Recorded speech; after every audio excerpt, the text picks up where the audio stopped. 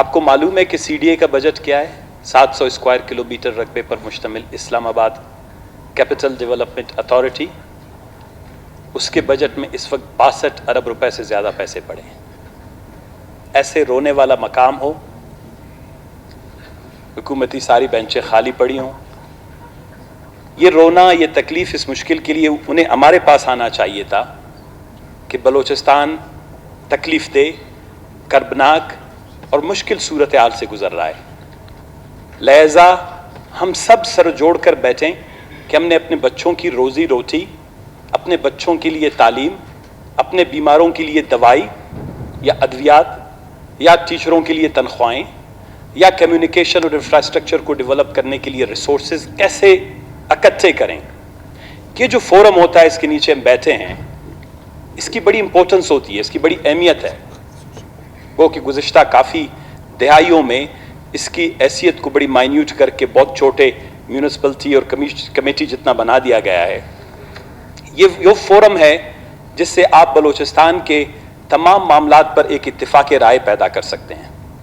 आप बलूचिस्तान के लिए उसके गुमगश्ता जो हकूक़ हैं वो यहाँ पर यकजा होकर मुत्तफ़िका नेक नियति की बुनियाद पर बनाई गई पॉलिसी के तहत उसके लिए ला सकते हैं। बलूचिस्तान जनाब वाला कोई गरीब सूबा नहीं है। रोने का मुकाम है आज 88 करोड़ रुपए में हम क्या एक इसलिए गुज़िश्ता इजलास में हमने PSDP पे, ये हमारे पोजीशन के एजेंडे हैं दोनों, इसीलिए हमने डिस्कस किया कि हमें पहले अपने डेवलपमेंट चैलेंजेस का पता होना चाहिए। आप क्या तरक्की चाहते हैं, आप अपने सूबे में क्या खूबसूरती चाहते हैं, आप अपने सूबे की कौन सी बीमारियों और मुश्किल और मसाइल का हल चाहते हैं। ये इसलिए हमने PSDP डिस्कस किया। मैंने उस इजलास में भी यही कहा था जनाब स्पीकर कि हमारा मतम नज़र या मकसद अपने इलाके या गाँव में कोई 2-4 किलोमीटर सड़क ले जाना नहीं है। बलूचिस्तान का हर बच्चा, बलूचिस्तान की हर बेवा, बलूचिस्तान का हर बेरोज़गार नौजवान, बलूचिस्तान का हर बीमार, उसकी जिम्मेदारी हमारे कंधों पर है। हमें खुदावंद तबारक ताला ने ये जिम्मेदारी दी है कि हम बलूचिस्तान के गुमगुश्ता हकूक़ अगर हैं ला सकते हैं बेहतर, नहीं तो कम अज़ कम एक ट्रांसपेरेंट, एक फेयर जो डिस्ट्रीब्यूटिव सिस्टम है इस्लाम के अंदर, एक डिस्ट्रीब्यूटिव वो क्या कहते हैं कि इस्लामिक निज़ाम है, उसकी बुनियाद पर, आइन और कानून की बुनियाद पर, आलमी जो मुसल्लमा उसूल हैं उनकी बुनियाद पर बलूचिस्तान के हकूक़ उसके लिए लें, खैरात नहीं। ज़ऊजान मेरे दोस्त हैं, भाई, उन्होंने कहा हम कोशिश करेंगे वफाक को कन्विंस करने के लिए कि जी हम उनसे ग्रांट ले लें। बलूचिस्तान 70 साल से कचकोल उठाए इस्लामाबाद के पीछे फिरता है और उन्होंने हमारी इसी कमज़ोरी का फ़ायदा उठा के हमारी तेल, हमारी गैस, हमारा सोना, हमारी चांदी, हमारे तांबे, हमारे 700 किलोमीटर तवील साहिल, हमारी जोग्राफियाई अहमियत, इस सब के बदले में कभी भी हमारे साथ बैठ के ये नहीं कहा कि आप बलूचिस्तान का सबसे खूबसूरत हिस्सा हैं, आप बलूचिस्तान अब पाकिस्तान का सबसे अमीर तरीन हिस्सा हैं, हम आपको ग्रांट नहीं देंगे, हम आपको इंसाफ देंगे। जनाब वाला, ये मैं इसीलिए चाह रहा था कि हुकूमत कुछ हिस्टोरिकल, कुछ तारीखी मामलात के साथ आए और ये असम्बली एक नई शुरुआत के साथ, ये असम्बली एक नई शुरुआत के साथ NFC के हवाले से अपनी पॉलिसी बनाए। इस वक्त तक जनाब स्पीकर कोई 7 के करीब NFC अवार्ड पाकिस्तान में 1951 से लेकर, बल्कि 1947 में जब पाकिस्तान का क़याम वजूद में आया तो 1947 में एक कमेटी बनी। उस वक्त तो कॉन्स्टिट्यूशन नहीं था, NFC अवार्ड नहीं था। उस वक्त सर जेरमी रेज़मैन की सरबराही में एक कमेटी बनी जिसने 1952 में जो है एक फाइनेंशियल कमीशन छोटा सा बनाया, जिसमें मशरकी और मगरबी पाकिस्तान के दरमियान वसाइल की तकसीम की बहस शुरू हुई। इसको आप अपने हकूक़ उस वक्त तक सेफगार्ड नहीं कर सकते जब वसाइल की तकसीम, माल और दौलत की तकसीम, इक्तिसादियात की तकसीम को तारीखी पस मंज़र में आपने देखा होगा। इस एजेंडे में हमने यही डाला है कि NFC को तारीखी पस मंज़र में, अब ये गलती डेफिनेटली सेक्रेटरीट की है या सेक्रेटरी जो हमारा जो फाइनेंस डिपार्टमेंट है कि उनको चाहिए था कि ये जो ब्रीफिंग हमें 2 सफ़े का भेजा है, बड़ा मेल न्यूट्रिश्ड, वो क्या कहते हैं कि बड़ा वो ऑलरेडी कमज़ोर सा एक ब्रीफ, वो बड़ा तारीखी पस मंज़र में NFC के हवाले से एक ब्रीफिंग बनाते کہ 1947 سے لیکر 48 سے لیکر آج تک NFC کا پیٹرن کیا ہے؟ کیا یہ انصاف اور مساوات پر مبنی ہے؟ کیا یہ اسلامی اصولوں پر مبنی ہے؟ کیا یہ عالمی ترقی کے خوشحالی کے اصولوں پر مبنی ہے؟ اگر نہیں ہے تو پھر یہ اسمبلی ایک متفقہ اور مشترکہ قرارداد پاس کرے، ایک مشترکہ حکمت عملی تیار کرے، خیرات، زکوٰۃ، گرانٹ اور امداد کی جو یہ پالیسی ہے یہ ترک کر کے اپنے جائز حقوق جو ہے ان کے ساتھ نیگوشیٹ کرے۔ تو جناب والا جو 1952 میں کمیشن بنا اس میں بلوچستان کو 0.6، اس وقت ایک بہت چھوٹا خیر اس کا اپنا اسٹیٹ پنجاب میں ہوا کرتا تھا باولپور، یعنی بہاولپور اسٹیٹ اور بلوچستان کے تقریباً فائنینشیل ریسورسز وہ ایک برابر کر دیے گئے تھے۔ وہاں اس وقت جو ایسٹ پاکستان کو 45% اور ویسٹ پاکستان کو 55% ملے، پنجاب 27% اس وقت بھی لے گیا۔ پھر جب یہاں پہ ویسٹ پاکستان میں تقسیم ہوئی وسائل کی، پنجاب کو 27% ملے اور بلوچستان کو کتنے ملے جناب والا؟ 0.6%۔ اس کے معنی ہوتے ہیں کہ 1% بھی پورا نہیں، یعنی آدھا فیصد، 100 کا 1% بھی نہیں، یعنی 100 میں 1 بھی نہیں، 1 کا بھی آپ آدھا کر دیں۔ یہ تھا جناب والا 1952 میں بلوچستان کے ساتھ شروع کی جانے والی زیادتیوں کا سلسلہ، اور اس وقت بھی ہم نے خاموشی اختیار کی، اور یہ 1952 کا دور بڑا امپورٹنٹ تھا۔ اس کے بعد پھر آیا جناب والا 1962 کا کانسٹیٹیوشن۔ اس کانسٹیٹیوشن میں ایک آرٹیکل متعارف کروایا گیا، آرٹیکل 144۔ اس آرٹیکل کے تحت یہ وہ زمانہ تھا جب 1964 میں بلوچستان سے 1955 میں گیس ٹرانسمٹ ہونا شروع ہو گیا تھا۔ گیس کی سپلائی بلوچستان سے ملتان تک، اور 64 میں ملتان تک گیس پہنچ چکا تھا، لیکن ہمارے کسی بھی حکمران نے، دوست نے اس وقت جناب والا یہ نہیں کہا کہ اب ہم اکنامکلی ویل آف پروونس ہیں، ہم نیچرل ریسورسز سے مالا مال ہیں۔ آپ اگر ابھی NFC ایوارڈ یا نیشنل فائنانس کمیشن یا اقتصادی معاملات میں جو ان کی تقسیم کا طریقہ کار ہے، وسائل کی تقسیم کا جو طریقہ کار ہے، اس میں صرف آبادی کو بنیاد نہیں بنائیں گے، میرے گیس کو بھی اس میں شامل کریں، میرے رقبے کو بھی اس میں شامل کریں، میرے سمندر کو بھی اس میں شامل کریں۔ لیکن جناب والا نہیں کیا گیا۔ کیا ہوا؟ 1970 میں جو تیسرا NFC ایوارڈ اناؤنس ہوا، پوسٹ 1 یونٹ کے بعد، اور پھر اس میں اس وقت بلوچستان کو صرف 4%، یعنی آبادی کو صرف کرائٹیریا بنا کر بلوچستان کو 1970 میں 4% جا کے آبادی کی بنیاد پر جو ہے وسائل ملنے شروع ہوئے۔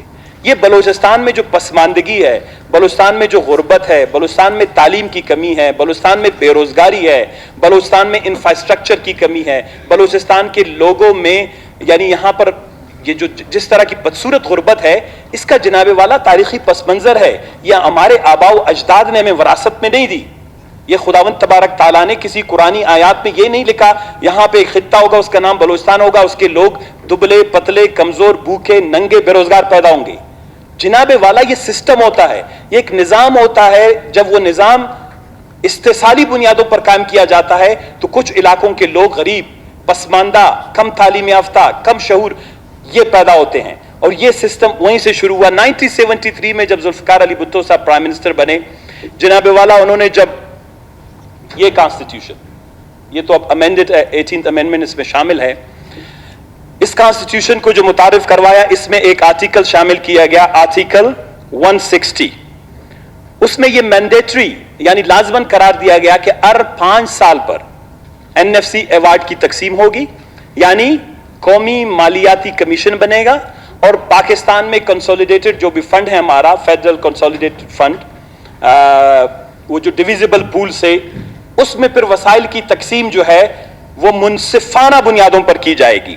میں آگے تاریخ میں جانے سے پہلے آپ کو صرف وہ آرٹیکل پڑھ کے بتاتا ہوں، اور میں چاہتا ہوں کہ جو ٹیکنیکل کمیٹی بنے گی جو NFC پہ لیے جا کے بلوچستان کا کیس لڑیں گے، ان کو تھوڑا سا یہ علم ضرور ہونا چاہیے، ان کی معلومیت میں یہ تھوڑا سا اضافہ ضرور ہونا چاہیے کہ پاکستان کے کسی بھی آئین میں، بدقسمتی سے میں ابھی لائبریری گیا، میں اپنا آئین نہیں رہا اپنی لائبریری سے، 1956 کا کانسٹیٹیوشن یہاں نہیں پڑھا، 1962 کا کانسٹیٹیوشن ہماری لائبریری میں نہیں ہے، تو میں ورنہ وہ بھی پڑھ دیتا کہ پاکستان کے جو 3 کانسٹیٹیوشنز گزرے ہیں، किसी भी पाकिस्तान के आईन में यह दर्ज नहीं है, किसी भी आर्टिकल में, किसी सेक्शन में, किसी सब सेक्शन में, कि जनाबे वाला आपको वसाइल आबादी की बुनियाद पर दिए जाएंगे।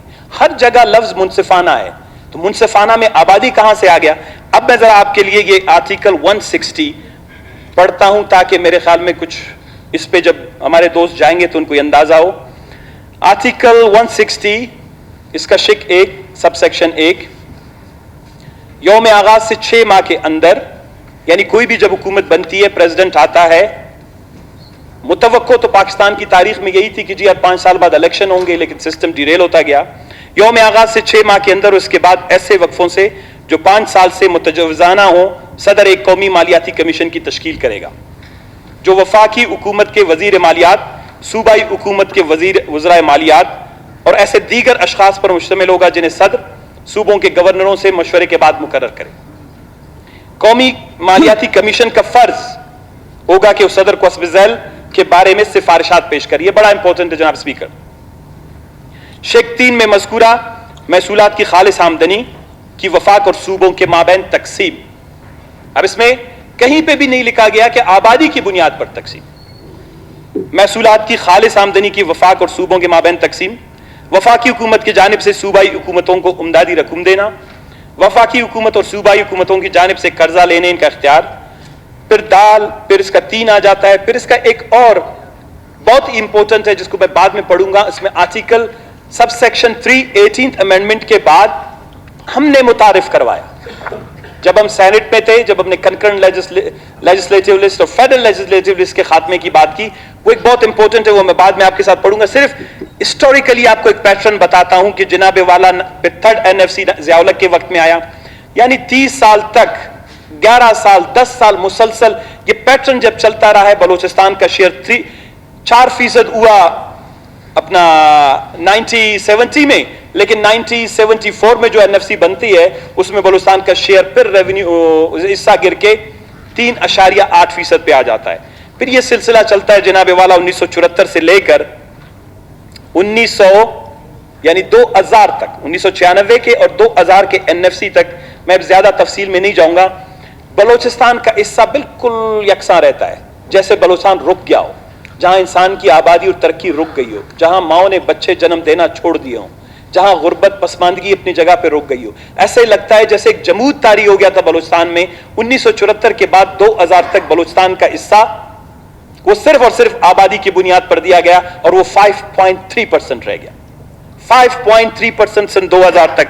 2000 के बाद जब जनरल मुशर्रफ साहब की हुकूमत थी, जुलाई 2005 और 6 में जो NFC अवार्ड बना, उसमें थोड़ा सा फिर सूबों और वफाक के दरमियान, इसको कहते हैं वर्टिकल और horizontal distribution of fiscal resources. तो वर्टिकल और हॉरिजॉन्टल डिस्ट्रीब्यूशन में वफाक और सूबों के माबैन तो तकसीम 55% और 45% पे हुई, लेकिन फिर भी बलूचिस्तान का हिस्सा 5.1 रह गया। यानी फिर बलूचिस्तान का हिस्सा मुशर्रफ के दौर में आके कम हो गया। और उसमें सिर्फ यही था कि पाकिस्तान का जो काफी सूबों को थोड़ी सी उसमें इंसेंटिव दी गई कि जो सूबे ज्यादा रेवेन्यू जनरेट करेंगे, टैक्सेस पैदा करेंगे, उन सूबों को हम थोड़ा सा ज्यादा देंगे। और उस पॉलिसी का भी फायदा खुशकिस्मती से हमारे दोस्त, हमारे ब्रदर भाई पंजाब वालों को मिला, हमें उसका नहीं मिला। उसके बाद जनाबे वाला आता है आपका 8th NFC जो अभी चल रहा है, जो 2010 के बाद 2010 में इंप्लीमेंट हुआ, 2015 जून में वह एक्सपायर हुआ है। 3 साल से इस आइन की जो है खिलाफ वर्जी, मावराए आइन 3 साल से वही एक फार्मूला चल रहा है NFC का, यानी 3 साल से NFC नहीं है, जबकि कॉन्स्टिट्यूशन के आर्टिकल 160 के तहत हर 5 साल के बाद NFC का कायम होना यह आईनी जरूरत है। इट्स मैंडेटरी, ये लाजमी है कि आप NFC नेशनल फाइनेंस कमीशन बनाएंगे। तो जनाबे वाला ये तो एक हिस्टोरिकल इनजस्टिस बलूचिस्तान के साथ हुआ है कि गुज़िश्ता 70 सालों में बलूचिस्तान के गुर्बत को, बलूचिस्तान के इलाके को, रकबे को, बलूचिस्तान के गैस के वसाइल को, बलूचिस्तान के समंदर को, बलूचिस्तान के जियोपॉलिटिकल इंपोर्टेंस को स्ट्रेटेजिक इंपॉर्टेंस को जो है वो किसी भी जगह एज ए क्राइटेरिया के तौर पर शामिल नहीं किया गया। अब ये क्यों हुआ है? जिस तरह हमारे दोस्तों ने कल यहां इसरार किया कि हम एक प्रेजेंटेशन सेक्रेटेरिएट में बैठे हुए अपने ऑफिशियल से या ब्यूरोक्रेट से ले लें। ऑफिशियल्स और ब्यूरोक्रेट्स का इंटरेस्ट जनाब वाला उनकी मुलाजमत से होता है। बहुत अच्छे ब्यूरोक्रेट्स हैं, I have great respect and regards for all of them. I don't say कि उनका कोई इंटरेस्ट अपने सूबों से नहीं होता, लेकिन मुलाजिम हमेशा जमहूरी और सियासी लोगों की ख्वाहिशात, उनके एहसासात, उनके जज्बात, उनके मुतालबात को खूबसूरत सी अंग्रेजी में, खूबसूरत से पावर पॉइंट प्रेजेंटेशन में, अच्छे से टेबल में तब्दील कर सकता है। इससे ज्यादा वो गरीबों के दर्द, दुख, बेचारगी, पसमानदगी, आहीन, कॉन्स्टिट्यूशन उसका सब्जेक्ट नहीं है। ये तो सियासतदानों का काम है कि वो अपने इलाके की तबाही, बर्बादी, बेचारगी को मद्देनजर रखते हुए आके कहें कि आप अगर ब्यूरोक्रेट हैं, आप ऑफिशियल हैं, आप हमारे लिए ये सबसे बेस्ट क्राइटेरिया डेवलप करें। आपका काम हमारे लिए सबसे अच्छी प्रेजेंटेशन बनाना है। आपका काम हमें गाइड नहीं करना है कि हम जाके क्या कहें। लेकिन ये 70 सालों से बलूचिस्तान में यही होता चला आ रहा है कि हमें ऑफिशियल्स गाइड करते हैं। हमारे पूरे सिस्टम को, हमारी पॉलिटिक्स को, हमारे रवैयों को, हमारी सकाफत को, हमारी सियासत को, हमारी तिजारत को, हमारी कौमी मईशत को, बलूचिस्तान के तालीम को आज तक सियासतदानों ने, विजनरी, काबिल और संजीदा सियासतदानों ने लीड नहीं किया। उन्होंने प्रोग्राम नहीं दिया, हमें प्रोग्राम दिया जाता है और हम सियासतदान जो हैं, सियासतदान का नाम मैं इस्तेमाल कर रहा हूं, तो वो जो हैं इस पॉलिसी को अपनाते जा रहे हैं।